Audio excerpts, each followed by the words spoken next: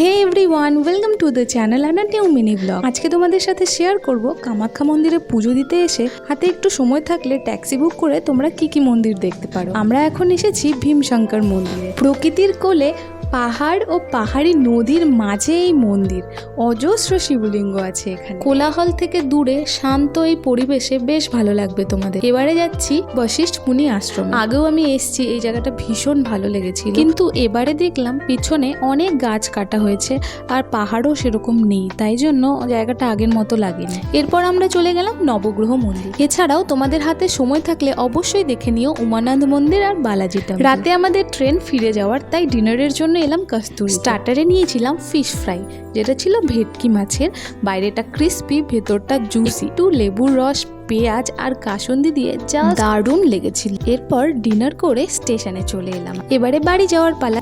দেখা হচ্ছে নেক্সট ব্লগে, টাটা।